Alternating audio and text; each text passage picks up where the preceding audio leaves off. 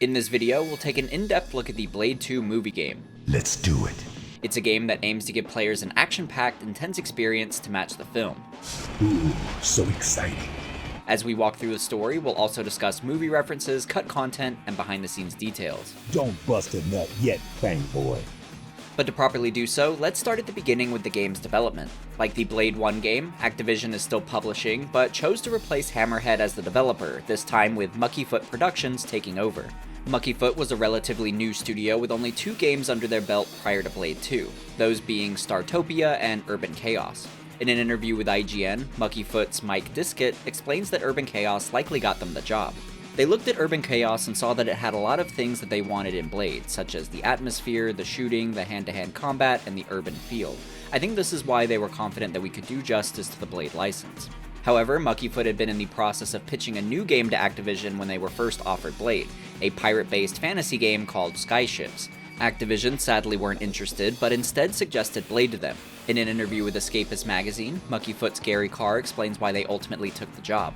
Mucky Foot had 2 strikes against us. We weren't actually making money. We were just taking lots of money to make games, which weren't selling lots. We took this contract on to kind of, I suppose, keep Mucky Foot alive. We signed the game for our own survival to some degree. In that same interview, Carr goes on to describe some of the challenges of the tie-in game as well. We had some incredible restrictions for a small company. One was having to tie in with the DVD release, with all sorts of penalties attached to Activision and ourselves if we didn't. As Carr mentioned, this game wasn't set to drop alongside the film's March 2002 theatrical release. It instead hit the market in September to match the DVD release. When you boot up the game, you're even greeted with a 2-minute trailer for the movie before even reaching the main menu. Mucky Foot seemed to have begun work on Blade 2 right at the start of 2001, giving them just under 2 years of development. Despite the pressure Mucky Foot must have been feeling at the time, it's clear to me that they still strove to provide an engaging experience for Blade fans by attempting to match the highlights and vibes of the prior 2 films. If you haven't seen my video on the first Blade game, Hammerhead opted to go more of a survival horror route there, which works in its own right. Mucky Foot, on the other hand, are leaning more into the action. Their biggest implementation is a 360 combat mechanic, where the player can attack enemies in any direction, the same way Blade fights crowds in the movies. Mucky Foot also takes us to similar-looking movie locations, such as one that's reminiscent of the famous club scenes. However, the game's narrative is original and takes place 6 months after the events of the second film. Even still, I'll be discussing spoilers from both movies since they're regularly referenced. But now, let's next start walking through the story itself to see what Mucky Foot gave us.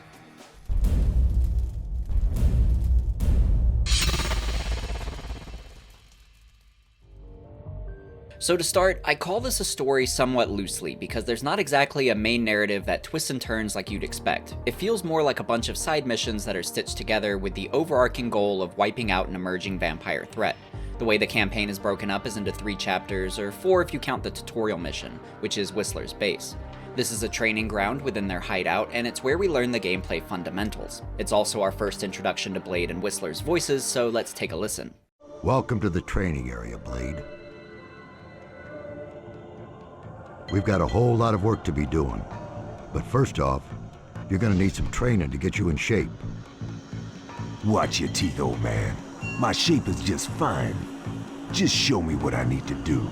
So just to confirm off the bat, the voices are not the actors from the movie, nor are they the same actors from the first game.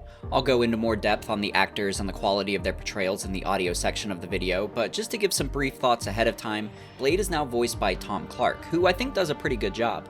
I personally still prefer Red Pepper from the first game, but Tom provides a convincing Blade. As far as Whistler, he's voiced by Don Del Chiapo, who I think sounds okay as the character, but to be quite honest, a lot of his line readings came off a bit flat, but we'll hear more examples shortly. But looking at this training mission itself, Whistler tells us to perform various acts so we, the player, can learn the controls. First of which is to collect glyphs on the ground, which is something we'll do throughout the game since they serve as navigation guides as well as XP pickups. We'll follow a few of these to get the feel for maneuvering Blade, which is technically better than the first game, but still a bit weird. For example, you can turn Blade while moving, but he veers in a wide arc, kinda like turning a semi-truck. So if you want to make a tight turn, you still have to stop and rotate Blade. However, there is a very helpful quick turn shortcut that you can trigger by pressing back twice, which instantly flips Blade around. Also, I should mention that you can't turn the camera manually since the right analog stick is attached to combat, but more on that in a moment. A couple of other features we're introduced to are a jumping flip that Blade can do, which was pretty cool and very stylish. We also get a shooting tutorial where Blade pulls out the machine pistol, his starting firearm. We can lock onto targets, and there's a critical hit system in place like in the last game. It's similar, but a little tougher to anticipate. You have to wait for the red squares around the target to turn green, and the timing is a bit tight, but if you can shoot it as it turns green, the target will go down with just one shot. You can also strafe around while targeting, so you have some decent maneuverability while locked on. This brings us to the last part of the tutorial and the spotlight feature of the game, the melee combat. To perform strikes, you'll use the right analog stick to point in the direction you want to hit, and depending on the direction Blade is facing, he'll perform a certain attack animation. For example, attacking ahead of him is a standard punch, while attacking behind him is a kick. The tutorial also tells us to attack rhythmically, meaning we have to press each attack at a certain pace instead of spamming. Spamming will just use the standard punch repeatedly, which is weaker and doesn't look good. If you can press your attack at a pace of 1, 2, 3, 4, for example, Blade will start chaining better attacks, with the finale being a roundhouse kick, which is satisfying since it can hit multiple enemies at once. It's a bit tricky to get the timing down, and I don't think the rhythm totally matches the pace of the game's combat, but it's close enough and it's a cool mechanic foundationally. That completes the tutorial for now, but before we move on, I want to mention a couple of brief things about this area. The first is more general, and it's just that I think this hideout environment looks really good. I think it's a good recreation that captures the vibe of the grungy warehouse from the second film, and I also like how they incorporate that movie's lighting, which utilizes a lot of yellows and blues. Movie director Guillermo del Toro stated that they use the lighting to inverse the time of days since vampires are active at night and rest in the day, so nighttime is more yellowish, while blue is daytime, which I thought was clever. The other thing I want to mention about the hideout is that you can mess with Whistler a bit, since if you don't immediately follow some of his commands, he has a couple of extra voice lines where he gets annoyed at you. Come on, Buttercup. We haven't got all day. Go to the first glyph. Come on, get to the next glyph. Keep following the glyphs, Glade. I didn't tell you to stop. Come on, pull the damn switch. Get up those goddamn steps and follow that walkway round. Stop screwing around and do what I say. Don't be shy, Blade. Blow those goddamn things away. Come on, even an old man like me could make that jump. There's even a cool one for if you let the vampires defeat you in training. How did you let that asswipe get the better of you? Maybe you should try that again. There's also this line I found in the files that seems to be an alternate version of that. You're damn lucky I got them godlights in there, else you'd be vampire food. The godlights Whistler calls them are a nice reference to the second film where we saw this device used as well. Once you complete the tutorial, Blade will say he's ready for a real challenge, and he'll conclude the mission with a fist pump. It's something he'll do again at the end of some of the early levels, and it's a reference to the fist pump Wesley does in the first movie after staking Quinn. There's no denying that the fist pump is a bit dated and cheesy nowadays, but in a fun way, kind of like the humor in the Blade movies.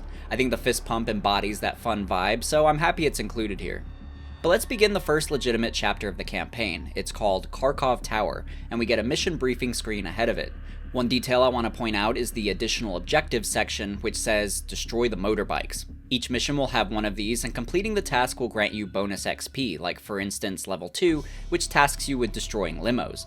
They're a bit random and don't feel very purposeful narratively, especially in these early levels, but I guess it's fun to have some incentive to destroy vampire property. It makes Blade feel like a true hater. But continuing on, we get another screen where we select our equipment. At the bottom are all of Blade's gadgets, many of which are still locked. We just have these starter items for now, which are the machine pistol and its ammunition. As you unlock more equipment, choosing your loadout becomes much harder. You never upgrade the amount of inventory slots, and some items take up 2 spaces. Items have varying perks, so it was often a puzzle deciding what to bring. I thought this was a cool inclusion though, because it really got me thinking, simulating the way I imagine Blade preps ahead of a mission. But now that we're all set up, that brings us to our opening cutscene. Karkov Tower, 9:20 p.m.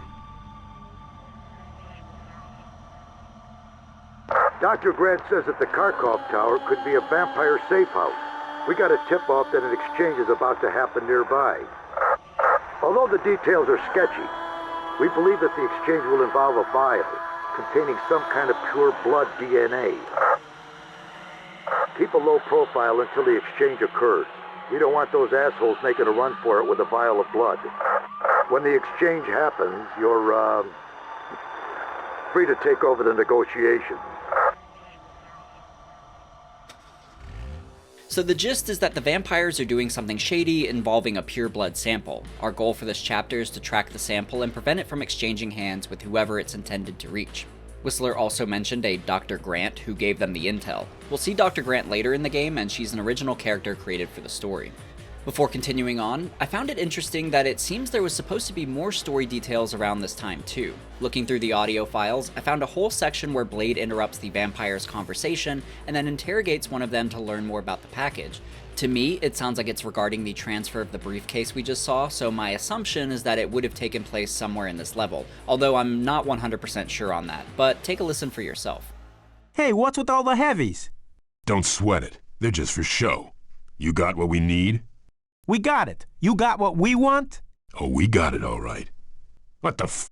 You boys just drop what you got in your hands and file on out of here. If you don't turn around, I might not get mad. You! Get him! Tell me all you know, and I'll think some more about where I'm gonna shoot you. Please, no! They just wanted the blood! I don't know what for! We were just taking orders! What blood? Who the hell were those guys? Speak, asshole! Demons! Vampires! They wanted the blood! They said they needed it to create some kind of super vampire! Blood, huh? We got ourselves some plasma fiends. Why your operation? What makes that blood you got so goddamn special? We... Hesitate one more time, asshole, and I'll be looking at daylight through your face. We got it shipped from Prague. I don't know why they wanted this blood so bad. It came from some guy high up. One of them. Shit. Them Reapers are one thing, but whatever's going on now, we need to stamp it out. Sure thing, old man. I'm on it. First things first, though. Regardless of where it was originally meant to be inserted, I wish they had kept it in, because I really could have used that additional story context. As we'll see throughout the game, the plot moves at a quick pace and with very little explanation, so this scene could have helped set the stage more. Nevertheless, we next begin our infiltration of the tower. The first two levels take place in the parking garage where we fight a bunch of vampire minions, giving me some much needed practice with the combat. One detail I like is that cars will try to ambush you and run you over. If they make contact, it'll deal a ton of damage, like half your health bar. Ideally, you'll see them coming and either shoot them or do a flipping dodge to get out of the way. I thought this was a cool idea since it added a believable and thematic layer to the environment, plus it got me practicing my jumps as an evasive maneuver. However, it's still a bit tough to anticipate what direction a vehicle will go, and sometimes they get you by surprise. If you mistime it and get tagged, that's a lot of health to lose, which usually I wouldn't mind, but since this is part of the first couple of introductory levels, it felt like a lot of extra pressure while you're still trying to learn the ropes. Health isn't as easy to come by as the first game either, and even when you do find a health pack, you can't collect it and save it for later. They're scarcely placed throughout each level, and once you collect one, it's an instant use. It's also a full heal, which is nice, but if you're not badly hurt when you find it, you'll want to memorize its location and save it for later. I would have preferred to collect it though, because what ends up happening is that you'll be at high health when you encounter one and you have to skip it. Then you'll go further into a level and take damage, and then you have to backtrack to collect it, so it added some extra tedium. Still, these parking garage levels are good introductory missions, since they threw a lot at me, but not too much to be overwhelming. There are a bunch of enemies that drop in to swarm you, so you get good practice with combat and finding the rhythm that the game wants you to follow.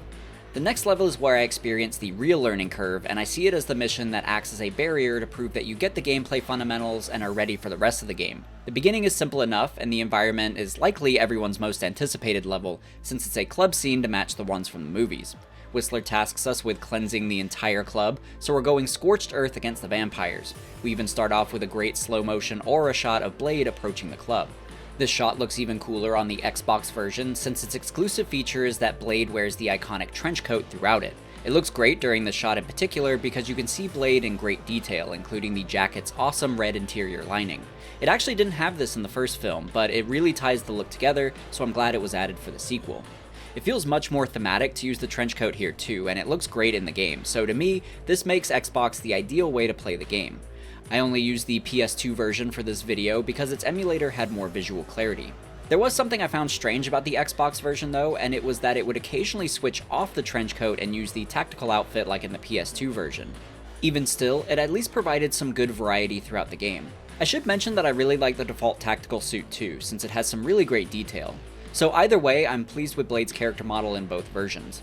Going back to the club level, I'm really digging the club's interior. It's an original imagining compared to the movies, and I think Mucky Foot were really creative with its details. For example, I thought it was funny that we can enter the bathroom and find vampires taking a piss. I didn't feel great about killing them like this, but I doubt Blade would have hesitated, even against this vampire vomiting in one of the stalls. That's a really rough way to go. One creepy detail is in the lobby, where we can find what I believe to be a vampire's version of a vending machine. It's a human trapped inside a giant bag being drained of blood. It's really unnerving, but also very creative. I also like that the game doesn't call attention to it, it's just something you stumble upon, which makes it even creepier.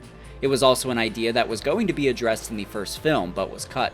There's a deleted scene where Deacon Frost shows Dr. Karen Jensen a storage room full of body bags containing humans, with the plan to store them this way for vampires to consume over time. The next room is the main event though, the dance floor, which is swarming with vampires. This is where the real test begins, as you'll have to face a bunch of enemies at the same time and in waves. The pressure doesn't really let up, so you have to manage specific tools at your disposal, or at least I did because I hadn't fully mastered the melee combat just yet. The first thing is the gun, since it has limited ammo and can be used in tense moments to help thin out a crowd. I also unlocked the glaive at this point too, although I'm a bit mixed on its execution, no pun intended. Firstly, I was happy to be able to throw it, since that was something I missed in the first game. The downside here is that it's really inconsistent to use. You'll hold the shoot button down to activate it, and while you're holding it, its range will increase and it'll auto-lock enemies. The auto-lock was weird though, and would often disengage a target or just outright miss them. Although this is actually accurate to the second movie because both time Blade used it there, he missed. But having to charge up the glaive made it slow to use, and since it was so inconsistent, it often felt too risky to use in general. I mostly found it useful as an ambush, since you can kinda cheese enemies with it by quietly attacking from a distance. Admittedly, I did this to help reduce the crowds on the dance floor. I feel weird saying this, but the death animations attached to the glaive are actually really satisfying, as you remove the heads of multiple vampires at once before they ash. I wish the glaive was more reliable because it's actually pretty cool to use. The other combat feature you need to juggle is Blade's rage mechanic. As you fight vampires, you'll build up your rage meter, indicated by these 3 shining glyphs on Blade's HUD. Each glyph activates a new bonus, such as increased damage and defense, so being patient and building up each tier is beneficial for when you finally pop off. The coolest part about activating Rage is that Blade will use his sword for the full duration. This is how the sword is utilized in the game, and it has its own unique animations, which closely resemble the moves from the first movie. The sword is especially great against crowds because of its wide sweeping attacks, dealing devastating damage to multiple enemies at once. It's really fun swiping and stabbing at vampires, and I noticed that there's additional dismemberment associated with the sword, since you'll often take off enemies' arms as you're fighting, as well as their heads. The downside to the sword is that it's on a timer and you'll have to build up your rage again to use it, so you don't want to trigger it at the wrong time and waste it, leaving it unavailable for when you need it most. The club was tricky in that sense, as you constantly assess if you need the sword yet, or if you can manage with melee in order to save it for a potentially worse fight later. I died a lot during this level, but I think it helped me develop a strategy for the rest of the game. The thematics of the club never stopped being cool either, and I really enjoyed exploring and fighting in it. I also appreciated the detail that the background music replicated the classic Blood Rave music from the first movie, but with its own originality.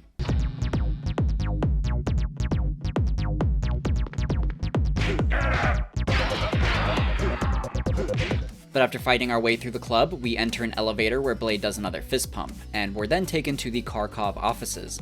Like in the club, Whistler tells us that we are clear to wipe out every vampire in the building.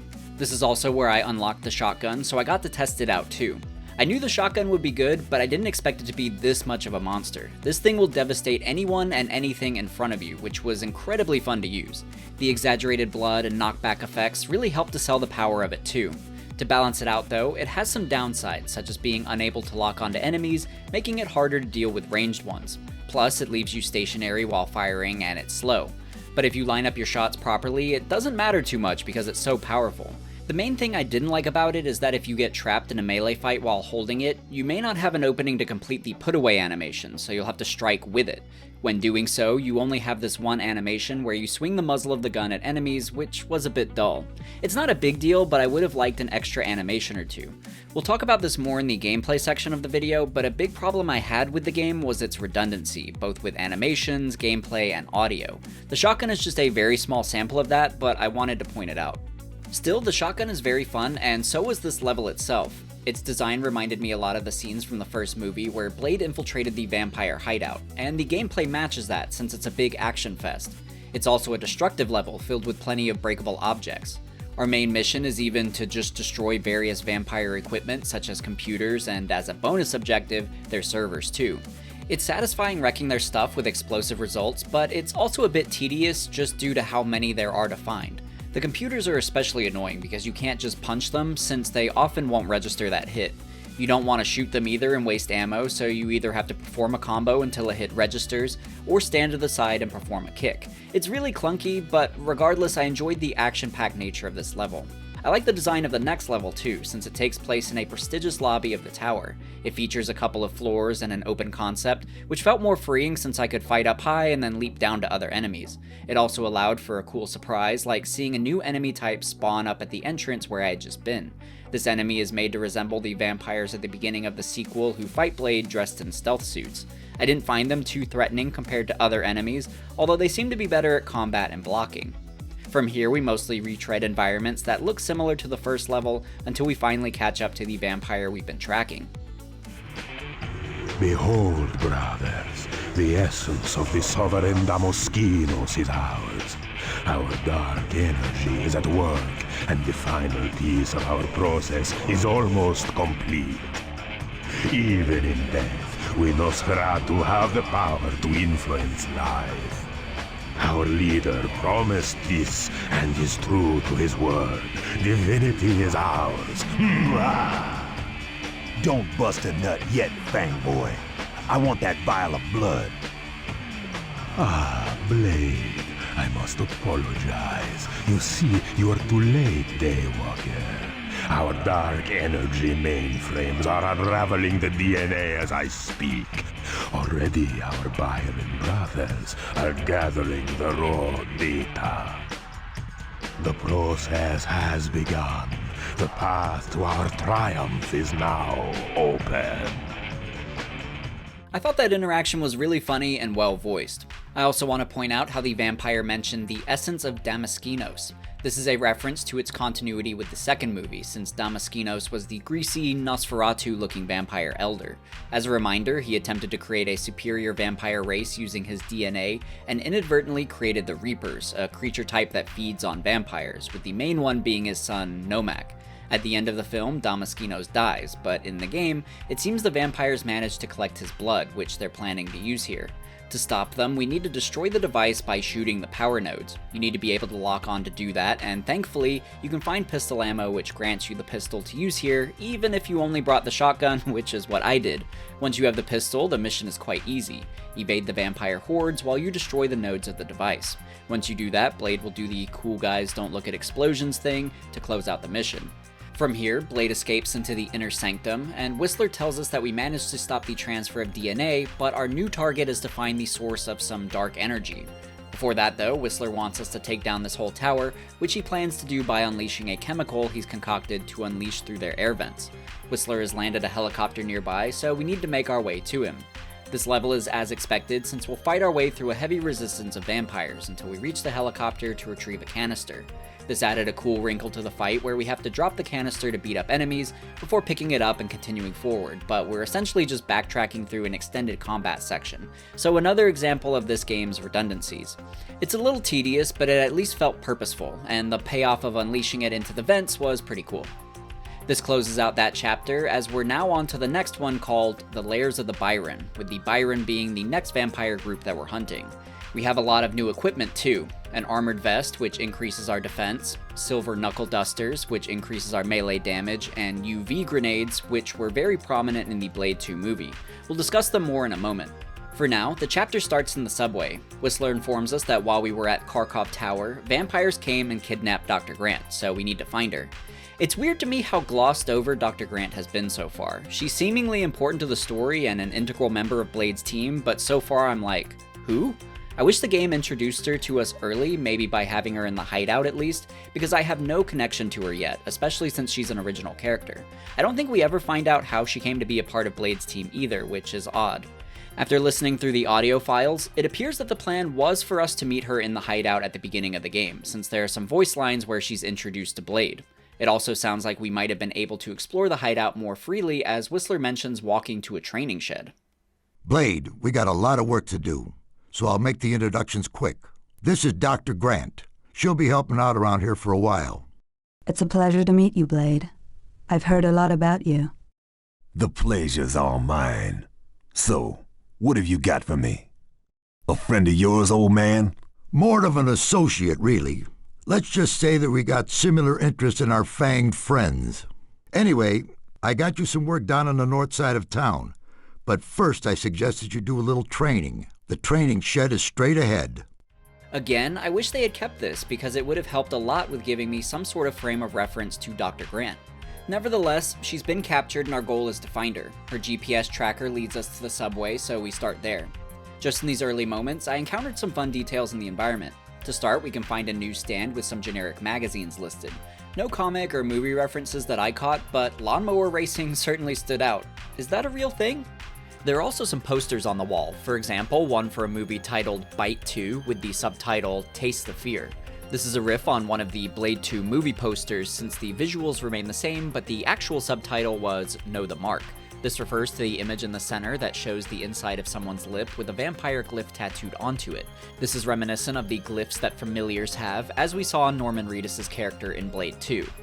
There's also a poster for Exploitica 2002, and Exploitica was the vampire club we just fought in during the first chapter. The last one is a riff on Chanel perfume titled Dodi Charnel. The subtitle at the bottom reads, Pour la femme de nuit, which I'm sure I just butchered, but Google tells me that in French it roughly means for the woman of the night, a fun nod to a vampire female. Lastly, there's this advertisement for a car with the subtitle Heart Pounding. It also contains a blue and red color scheme, so again, some fun subtle blood referencing. More generally, I often like subway levels in these kind of games too, since they're underground and kinda dirty, which provides a good claustrophobic and grungy vibe. This one's no different, and I thought it was a fun level to fight through. We have some new enemy types as well, such as these punk ones, although their gameplay doesn't seem to be any different from the previous standard enemies.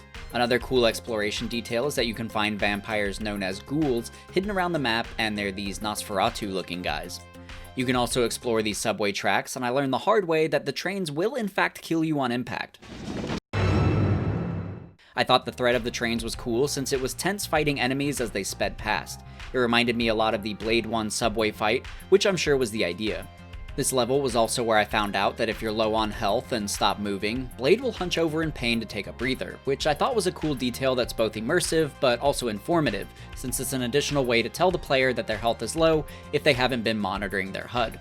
The subway leads us into the sewers where our next level takes place. Surprisingly, we also have an ally join us. What are you doing here? I thought you'd like a little company from an old man.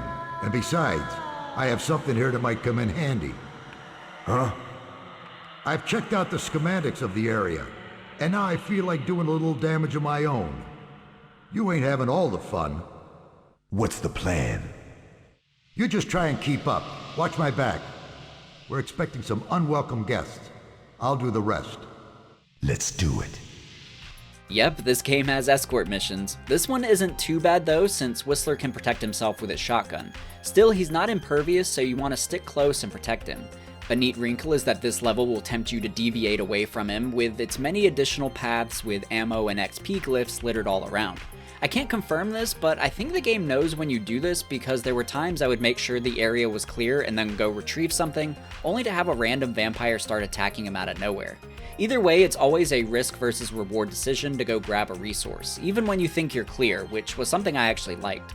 The level itself is pretty good too. You'll follow Whistler as he navigates the sewers and protect him from any vampires you encounter, including while he plants bombs at various locations. Even more enemy types emerge here as well, such as these gaseous ones that deal continuous damage if you walk through without killing them all first.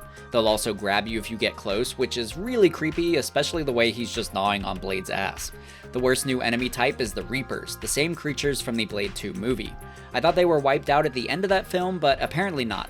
They aren't too tough to fight, but they're still the most annoying enemy because you can't kill them.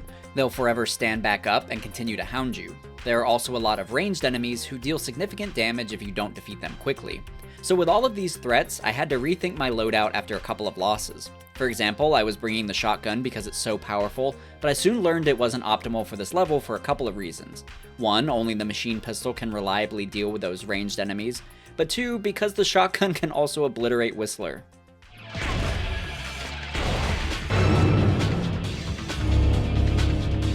Yeah, I sat there jaw-dropped for a while after that one, and then promptly switched to the machine pistol. I also started bringing UV grenades because they're the only weapon that can kill the Reapers. They're fun to use too, and the animation mimics the one from the film. The UV grenades also kill any other vampires nearby, which is really satisfying as you immediately cleanse an area and see the XP stack up. Whistler gets dazed and wobbly from it though, which I feel kinda bad about. There's a lot going on in this level though, and it's quite long for an escort mission, so there's plenty of room for things to go wrong. I enjoyed it, but I also found it to be a tough one since it took me multiple tries to beat it, although I think there are worse escort missions later. But after planting all the bombs, we'll escort Whistler to the exit. He tells us that the next step is to reach the emergency control room to detonate the explosives, so we're back on our own as we head there next. We'll retread the sewers for quite a while before eventually finding the control terminal. Now we only have 1 minute to run out of the sewers, which we just barely manage before the explosion goes off. In the next level, Blade enters another section of the sewers as he attempts to flee. However, Whistler informs us that his sensors are picking up something giant in the area. It doesn't take long to find out what it is, and it's a dinosaur, I guess? You can't damage it at all, and if it catches you, it'll eat you, and it's instant game over. Despite the randomness of this whole thing, I'm digging the strangeness, and the level is unique in that we have to keep running through the tunnels to try and stay ahead of the creature. Vampires will attempt to block our path, which makes things tense as you know you only have a few seconds to make it past them or else. Eventually, Blade reaches a switch to block the creature and electrify it to death. You mother... It feels like they censored that last part. That's a shame because I want to hear them go all the way with it, especially because it's M-rated anyway, and Wesley Snipes drops some great F-bombs in the movie. Motherfucker, are you out of your damn mind? In another cut audio line, Blade gets a little closer to dropping that F-bomb. You mother... From here though, the tunnels lead us to Gauntmoor Asylum, where Dr. Grant is being held. I actually forgot we were supposed to be rescuing her. The level design here is awesome though. It's like a cross between Dracula's Castle and Arkham Asylum, and it's my favorite environment in the game.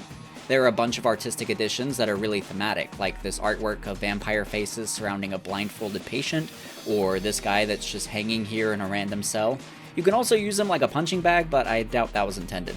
The environment in general is very ornate and detailed, and I thought it had some great atmosphere and personality. Plus, the lighting has that yellowish tint from the movie, which I thought helped to give it that feeling of unity. The environment has some creative functionality too. For example, vampires will launch up out of sewer grates to ambush you, and they'll also leap out of Iron Maidens, which I thought was funny.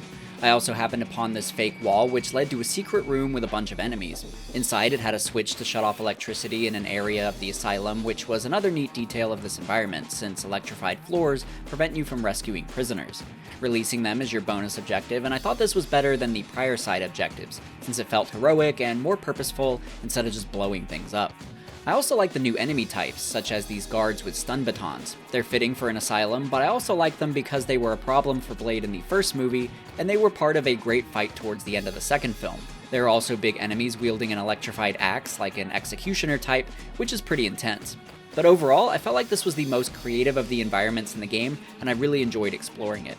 Eventually, Blade finds Dr. Grant hooked up to an electric chair, so we defeat all the vampires to free her. Afterwards, she explains what she's learned about their plan, and it's our first time actually seeing her.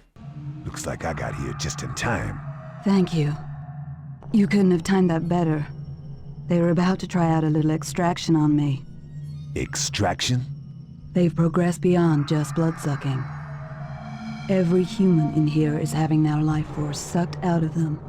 They're kept alive only so that the vampires can continue to use them to extract their precious dark energy. So, this dark energy, it comes from humans? Dying humans. Tortured humans. Blade, these things are as sick as all hell. From here, we need to escort Dr. Grant out of the asylum and back to safety, meaning we're on to another escort mission. Dr. Grant is trickier than Whistler too, because she has no way to defend herself. On the plus side, she at least attempts to stay behind us, giving us some room to intercept and deal with enemies, compared to Whistler, who would just push forward into danger no matter what. So as escort missions go, this one wasn't too bad overall. Eventually, we lead her out of the front of the asylum, where Whistler is waiting to pick her up. Before they leave, she mentions that there's something important still housed in the asylum. You get lost? Why? Did you miss me? We can continue this later. Let's get out of here before any more turn up. You can't. What about the main vault? We must destroy the project, otherwise everything will have been for nothing. What is it? The Vorpal Project. It's been the focus of experimentation for months. If we leave now, it will survive. The Reapers were nothing compared to this. Get her out of here. I'm going back in. I brought a few things along for just such an occasion. Now, with the knowledge of the Vorpal project, Blade decides to stay and destroy it, so no surprise we'll backtrack through the level again before descending deeper into the asylum. Once we reach the end of this mission, Blade does some slow motion aura farming with the sword. It seems pointless at first, but I think it's meant to tease the sword for the next level, since surprisingly, it's a sword-only mission. It sounds cool at first, but it was actually a huge pain in the ass, but let's get into the level to better explain. To start, we've located Project Vorpal, which is some kind of vampire in an incubation chamber. Dr. Grant tells us that we have to destroy its food supply as well as its guardian, who will be the main boss of this fight. The first part is easy, we'll just run around and break these tubes on the ground to make the boss vulnerable. The next section is the tough part. What you're supposed to do is wait for the creature to descend down near you and then slash it with the sword. However, there's a small window of time to do it, and Blade doesn't really lunge enough to easily land the hit, since the creature will also backpedal. So baiting it down and then hitting it can be tricky the first few times as you try to learn the patterns. The real trick throughout this fight is minimizing damage, because this thing can deplete your health in an instant with its electricity attacks. The creature was good at faking me out too, like with one move where it looks like it's dropping down like normal, but then decides to start recharging from the chamber, which releases a ton of electricity and is essentially an instant death for you.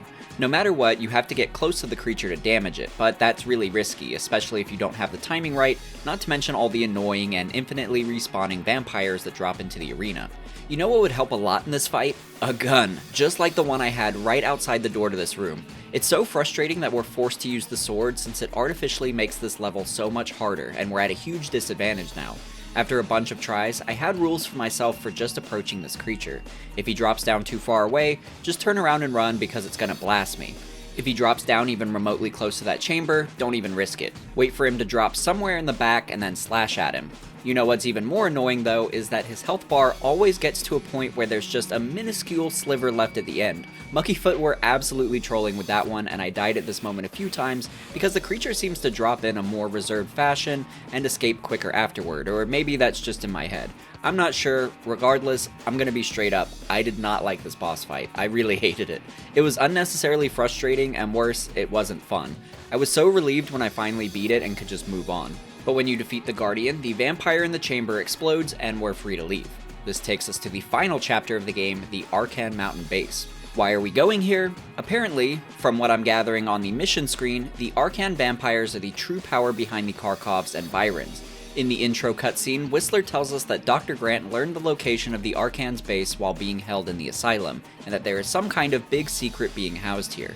This feels like a lot of important information that should have been shown or built up to throughout the story, since we're now leading into the climax of the game, but it's instead just being dumped here out of nowhere. So the setup is really contrived, but let's look at the actual level. The beginning has a cool detail, and that's that we get to see Blade's car. You can't interact with it in any way, but it's still fun to see it modeled. From here, we'll fight through the woods as we attempt to reach the entrance to their base. Eventually, Blade will reach a ledge where he spots a truck cruising on the road. He decides to hitch a ride, as it's surely delivering something to the base.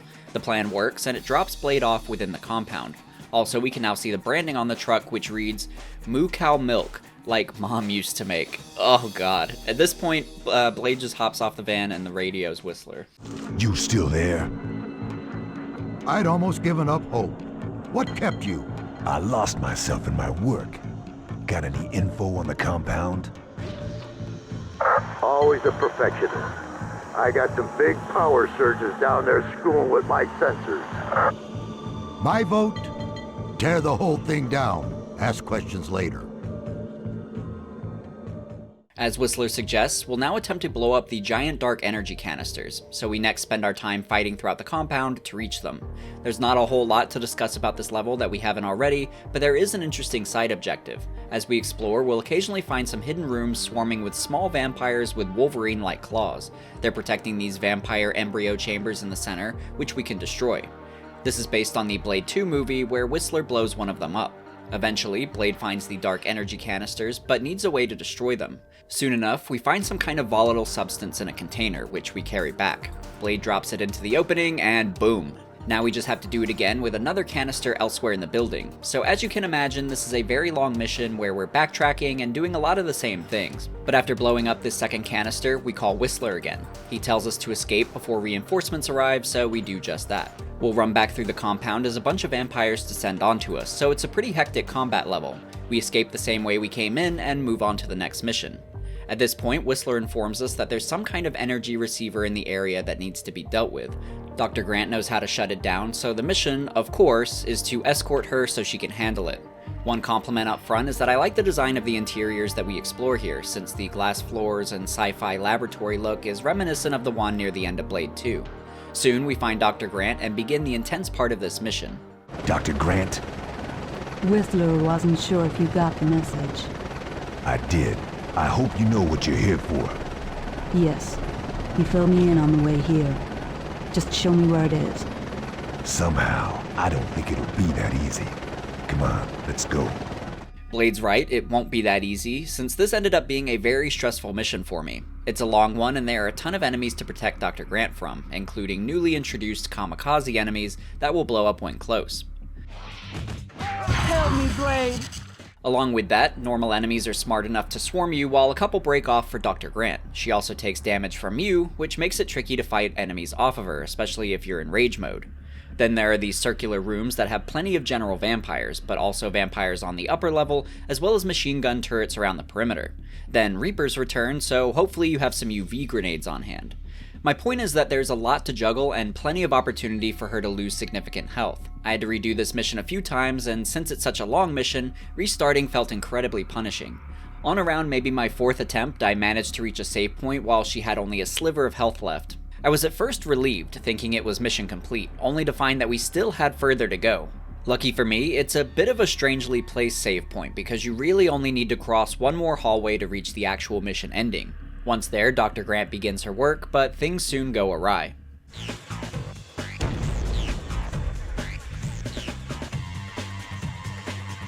The core, your only hope now. Destroy the core. Oh my gosh, the drama. In all honesty, that death scene kinda sums up her performance as a whole, because all of her line reading sounded like she was half asleep. Also, her death has little to no impact on me because her character hasn't been built up at all. She just shows up in the middle of the game and is used to give us random intel to push the story along, then dies. So the usage of Dr. Grant in this game has been a big disappointment all around. But at least her death carries a consequence, because the reactor is still active. Whistler, are you there? She's dead. God damn it. Did she manage a deactivation? Doesn't look like it. The damn thing was too well protected. She said destroy the core. Looks like this isn't what we thought. The receiver is just a conduit. We need to rip the heart out of this operation. Now that I can do. Our next mission takes us directly to the core, which is very swampy and swarming with vampires. In the center of it all is... I have no idea what that is, but we're gonna censor those nipples just in case. I imagine the creature's design is meant to resemble Pearl, who was a guy, a memorable character from the first movie, although I don't believe this creature is necessarily related to Pearl in any way. We actually don't learn anything about this creature either, so I guess I can't say that for certain. Still, this mission was another frustrating one, although it's possible I just didn't get the strategy. What we need to do is traverse each of the 3 paths and destroy its power node. The tricky part is that gas shoots up in a different sequence for each path, and walking in it depletes your health very rapidly. One of the paths was fairly simple to cross, but the other 2 were a bit more complex, like one where gas can shoot up at the end where you're stuck fighting enemies. Then the other path's gas sequence is tougher to time, especially with enemies on your tail. This is also a sword-only mission, which means you can't take out distant enemies to buy yourself time. So this was a really tough mission where minor mistakes can lead to a quick game over. What I ended up doing was just speedrunning it, doing my best to find gaps in the gas and immediately destroying the trickier 2 nodes. Then I'd grab the only health pack in the area and finish the 3rd and easier node. Of course, that's not the end of it, as Whistler blasts his way in wanting to plant 3 bombs, meaning we now need to protect him while he does so. Like last time, Whistler won't wait for you, so you have to try and protect him while also keeping up with him so he doesn't get swarmed. Thankfully, this last sequence isn't too intense, so it's manageable. After planting the last bomb, we'll escape through the tunnel Whistler made and reach his helicopter as the bombs go off, killing the weird monster and the other vampires in the area. From here oh, that's the end. I guess since so much of this story and certainly this final fight were so abrupt, I expected there to be some other mission to fully wrap things up, especially since this didn't feel like the climactic final fight, just another thing to blow up. What even was the creature in the tank, and why was it important? Blade and Whistler never discuss what happened, and this is just the end of the game. The end credits overlaid on top of the destruction is cool, but I needed some kind of more definitive conclusion, something to really put a bow on it, because this feels just too abrupt. This is why I said at the beginning that the story feels like a lot of side missions stitched together, because there isn't a clear goal that we're striving for or some kind of lead villain that we're chasing. It's all very general, and we're following vampires and trying to stop them from creating something bad. That's another problem I have with the story, is that it's never clear what's happening moment to moment. Every story beat is explained through offhand dialogue from Whistler. It's like, oh yeah, by the way, Dr. Grant learned of this base, so we're going there. Oh, while you were out, I found a weird thing in this location for you to blow up. I feel like I'm constantly being yanked around through this story. That's probably accurate to a day in the life of Blade, but it has no depth, and it all just feels so thrown together. There were even times I got more story detail from the mission briefing screen than I did from Whistler. So I was really disappointed in the game's story, and I think even calling it a story is a bit of a stretch. When I think about this game after the fact, I mostly think of it as a kind of arcade brawler with an emphasis on action-packed gameplay over narrative. In all reality, that was probably the focus for Mucky Foot. Get Blade into the action in a variety of locations against different enemy types. They say gameplay is king, so that can certainly work for some games, and I think it's arguable that the movie trilogy is better known for its action over story too. So next, let's take a more focused look at the gameplay itself.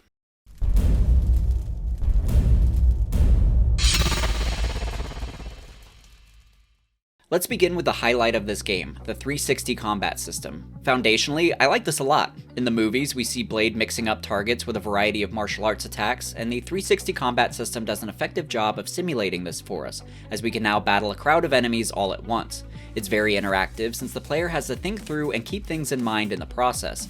For example, not only just by picking a target, but also monitoring for a target that's about to attack in order to block or interrupt them before they interrupt you. You also have to keep your rhythm in mind so you don't accidentally restart your chain due to mistiming an input. I can't say that I mastered all of this, but the interactiveness and strategy are all positive elements in my opinion, and I think this combat system serves as a decent gameplay backbone while also allowing plenty of room for advanced skill expression. Although I like this system for what it is conceptually, unfortunately I don't think the execution is quite there, since there are aspects that just aren't hitting the way I'd like them to. The rhythm is one thing, since it felt like it was slightly too slow compared to the pace I wanted to fight enemies. Of course, you don't want the player to spam, but as it stands, I think it's a little too clunky of a pace. There was a fluidity to the combat that I was craving but not quite getting, and it tended to look a little choppy. One thing I think could have helped is some kind of lunge to Blade's attacks. There were a bunch of times where I'd be pressing the stick to target a nearby enemy, but Blade's attacks just wouldn't quite reach. It starts to look a bit like this. Letting Blade lunge a bit towards enemies might have helped attacks connect better and keep the momentum going. Momentum is probably a good word, because it wasn't often that I felt like I was building any. Still, I had some fun with the melee, and it felt like an innovative addition that held up well enough throughout the duration of the game. I felt excited when I get a combo chain going and defeat a crowd of enemies, and it was fun trying to predict who might attack next and anticipate that to keep them at bay. I think having a separate system for the sword, including its own animations, was a smart way to limit the power of it while also making it a worthwhile reward. So although I have criticisms for this combat system, I think Mucky Foot were on the right track, and I would have liked to have seen them build upon this and really fine-tune it, because I think there's something potentially very engaging here. Other elements of the game were pretty cool too, like the cinematic takedowns that Blade performs during combat. The game's manual states that blocking increases the chances of triggering these, and although that does help, takedowns still felt really inconsistent and mostly random. Regardless, the animations were cool, and if you're holding a pistol when one occurs, it'll trigger an animation using it. This was fun, although I did feel like Blade was wasting precious bullets when doing so I tended to try and avoid these. There's also a takedown if you're holding the shotgun, although I found it much harder to trigger. It's a cool one though, and it also replicates a move from the first movie. As cool as these animations are in general, my main issue is that there are only a few different takedowns available, so you'll see the same 3 or so constantly throughout the game. This leads to my biggest complaint regarding the game, which is a strong lack of variety, and I mean that across the board. From the level design, to the audio, to the combat. The takedown animations are one thing, but even the associated audio alongside them can become grating. There are only 2 voice lines that Blade will alternate between, both of which are catchphrases from the sequel. Ooh, so exciting. Ooh, so exciting. Keep your friends close. Keep your enemies closer. Keep your friends close. Keep your enemies closer. In the audio files, I could only find one other line that I hadn't heard, as well as one for the gun that I think I encountered maybe a couple of times. Suck on this. Gotta love this gun. Even still, it was only the same 2 movie lines that I heard throughout my playthrough, and it was constant. The redundant feeling bleeds into the level design too. Now to preface this, there are some really cool looking environments and creative designs throughout the game, so I don't want to take that away from the team. However, it's diluted by the amount of reused rooms and the degree to which you backtrack through each environment. What was cool at first soon becomes repetitive, which is a shame. Beyond that, I was also disappointed with the boss fights, and I'm using that term loosely since only one of them had an actual boss. The first one wasn't terrible, but it's really straightforward since your goal is just to run around and shoot nodes on a device. Still, I found it to be the best of the 3, probably because it was the least frustrating and allowed me to use all of my weapons. The way the other 2 boss fights restricted Blade to his sword felt like such an artificial way to increase the challenge, and that really bothered me. Maybe if the boss fights felt more catered to the sword, I wouldn't have as much of a problem with it, but as it stands, I don't see why you wouldn't use weapons here during them, so it comes off as more of a band-aid fix to prevent the player from completing the fights too quickly, especially the second fight. The final fight isn't as bad since a lot of it contains close encounters that make sense for the sword, but I still would have liked the ability to shoot distant enemies to help clear a path. I think another thing that bothers me about it is some wasted potential, because the idea of a sword-centric level actually sounds really cool. However, it should be used as more of a power fantasy where I get to carve through enemies in style. Instead, it's used here as a way to weaken Blade. The last thing I want to discuss is the inventory screen. To start, this is an aspect that I do like. Blade only has room for so much, so you have to carefully pick the gear you think you'll need most. The only issue I had with it was how it ties with the XP system, since you unlock everything very quickly, like by the end of the Karkov chapter. So XP becomes irrelevant after that. I actually had moments late in the game where I'd be pursuing side objectives, then stop and ask myself, why am I doing this? Really, there was no point, since restarts were quite punishing, so jumping into extra combat encounters felt like an unnecessary risk with no reward. My guess is that Mucky Foot were really banking on players caring about the high score system, and that they would want to do those quests to boost their score. I've personally never been motivated by high scores, so maybe this is just a me thing, but I think the lack of reward for XP early into the game was a problem. As far as selecting gear, I had my favorites about midway into the game and found little reason to mix and match or try out alternatives, although I did test out everything at some point. For me, my go-tos were the armored vest, the silver knuckles, and a pistol, then either a UV grenade or some ammo depending on if I thought I'd run into Reapers or not. The glaive was too inconsistent to be reliable, and although the shotgun was strong, I usually needed the speed and lock-on feature of the pistol for distant enemies, which became more prevalent in the later levels. There's also a serum you can equip, and what it does is refill the blue bar in your HUD. The blue bar is your serum meter, and it gives you a small amount of passive health regeneration, which is really nice. So if it depletes, then you can use the serum to fill it up again. That's handy, but I tend to just rely on health packs in the area.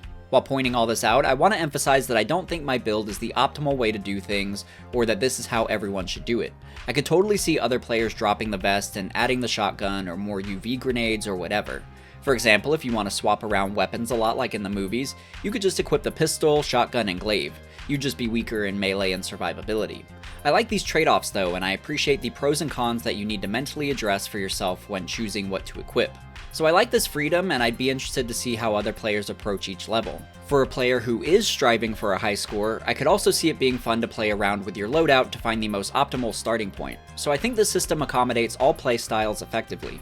Usually at this point, I discuss the bonus content in the game, but sadly there isn't any, which is another disappointing part of this game. No bonus costumes, no challenge modes, not even the basic stuff that players don't really care about as much, like concept art or character bios. The best you get is the DVD trailer again, and a trailer for the X-Men Next Dimension game. So yeah, rather hollow and nothing to really incentivize another playthrough, except maybe a new high score attempt. But I think that covers my thoughts on the gameplay, so now let's move on to the sound design.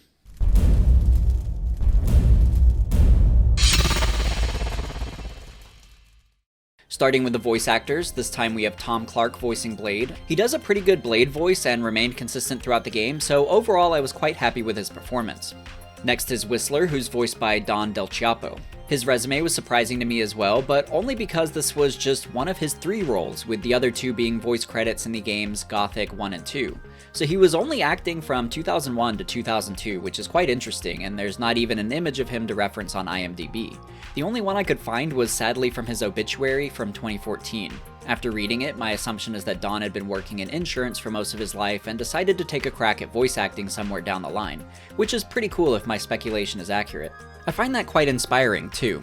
Even though I had some criticisms regarding how closely his voice matched Whistler, I still think Don did a good job and that he gave the role a solid effort, especially with this only being his second voiceover job. Lastly, we have Kate McGowan voicing Dr. Grant. She's mostly a live-action actress and seems to be best known for her role in a 2007 film called Stardust. In the game, I think her voice matches a Dr. well, but I found all of her line readings to be really flat, and I'm not sure why she played it that way.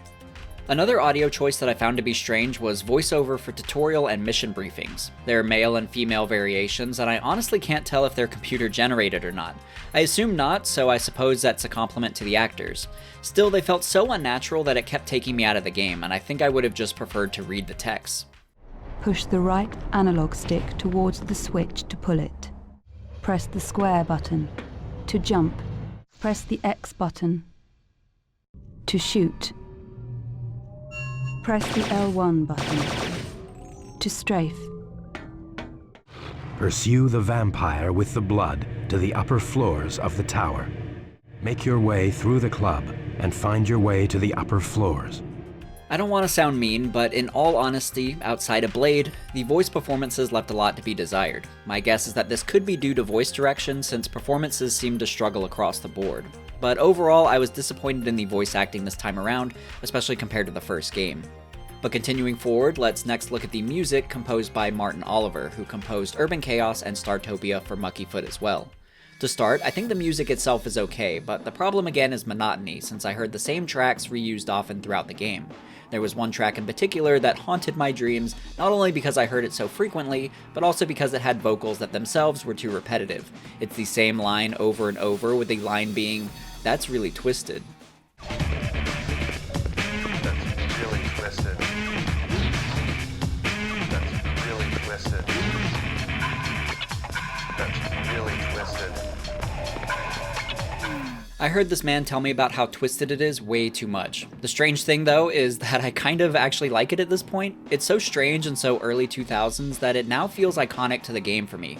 It's immediately what I think of when I picture the audio, so maybe a compliment, maybe just Stockholm Syndrome, I'm not sure. But as far as the rest of the audio, here are some examples of other background music tracks alongside gameplay to give you an idea of the overall sound design. I should mention too that another repetitive part of the audio is that enemies will always say the same couple of things when they see you, and since there are so many enemies to fight, it becomes overbearing fast, so you'll get a taste of that in the following clips as well.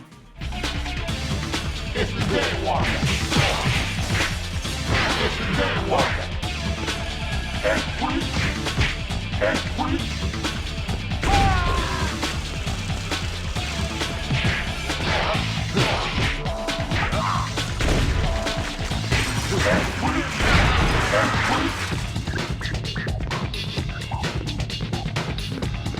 It's the Daywalker. Get up! Get up! It's the Daywalker.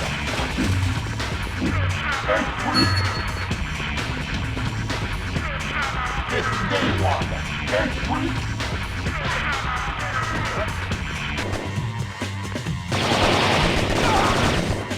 It's the Daywalker. Before we continue on, there were a couple of fun audio clips I found in the files that I didn't hear in the actual game, so I thought I'd share a couple of them here. For starters, there are a few missions that end with you entering an elevator, and one of the files sounds like elevator music, which I'm guessing was meant to pair with these levels.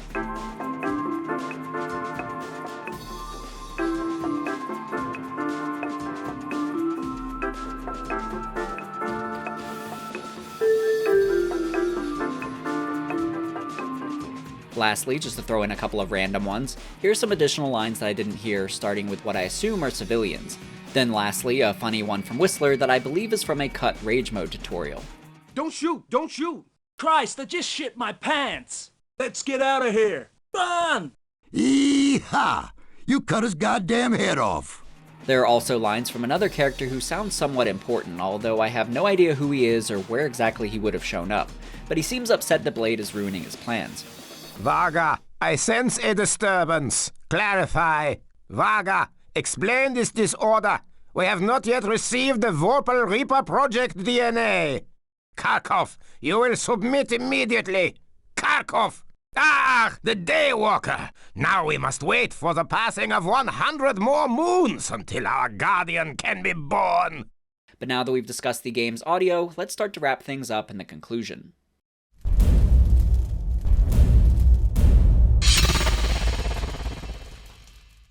Blade 2 is a game that has a lot of positive things going for it on the surface. The 360 combat system adequately simulates the way Blade fights, and the emphasis on action pairs nicely with what fans will want based on the movies.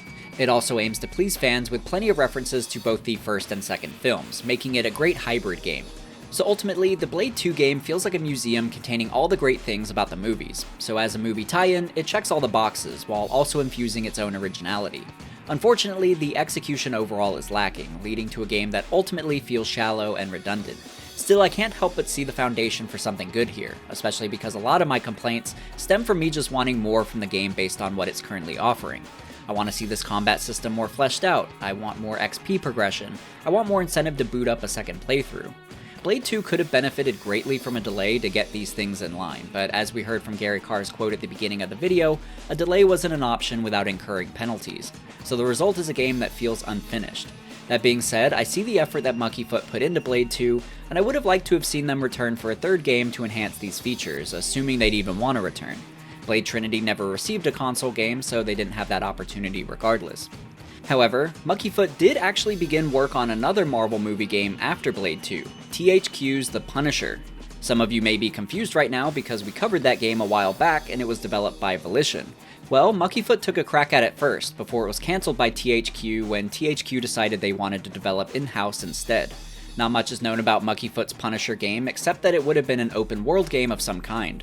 I'm sure it would have been very different from Volition's Punisher, and although I really like that game, I would also love to see Mucky Foot's vision for it as well. Based on what we saw in Blade 2, I think Mucky Foot have a knack for providing the right atmosphere and vibes that you'd expect from the character, and they're clearly willing to push for innovative mechanics that they think will enhance the experience. Whether or not they have the time to fully nail it down is another matter, so I'm a bit disappointed we never got that open world Punisher game because it sounds like a really cool premise. I'm also sad that things turned out so poorly for Mucky Foot as a company. Despite taking on other projects to stay afloat, a total of 6 based on Wikipedia, they ultimately weren't able to release any other games before shutting their doors in 2003. Even sadder is that based on the article by Escapist magazine, it sounds like they were genuinely a really good group of people. In fact, part of the reason they closed down was because they were unwilling to downsize their staff. They considered them all friends and weren't willing to let them go. One of the founders, Guy Simmons, states to Escapist, "I'm really proud of what we achieved, and I'm really proud of the review scores. I think we kind of went into Mucky Foot as idealists, and I know there were times along the way we batted things away which could have put us in good financial positions nowadays, but I kind of don't care about that. There were down days, yeah, but on the whole, I loved it. I'd do it again in an instant." Furthermore, Gary Carr states, "We didn't think we were the best in the world. We didn't want to be the best in the world. We just wanted to have fun making games, really." It's clear that Mucky Foot were a group of people who were having fun creating games and wanted players to experience that passion, and I think they deserve to stick around. Even though Carr mentioned that they took Blade on as a way to keep the company alive, I don't see it as a half-hearted attempt. Blade was treated with care, and it's clear to me that Mucky Foot tried to bring what was special about the movies to the game, and that they had the fans in mind while doing so. So I appreciate their effort and what they were able to provide. Between the two Blade movie games, it's cool they both kind of occupy their own space. Blade 1 is there for the horror vibes that comic fans will likely want, while Blade 2 is hitting all the right movie vibes, and it's the one that I'd point you to if you're wanting that quintessential Blade movie experience in gaming format. So Mucky Foot certainly succeeded in that way. But I think that wraps up my thoughts on the Blade 2 movie game. So what's next for the channel? Well, I want to finally give Hulk some attention, starting with the 2003 Hulk movie game, before tackling Hulk Ultimate Destruction. That means I'm pushing Miles back a bit, but that video will still be coming soon as well.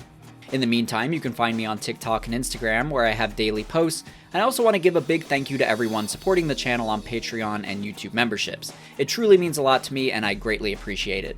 But I think that'll cover things for today's video, so thank you everyone for watching, and I'll see you again when we discuss Hulk 2003.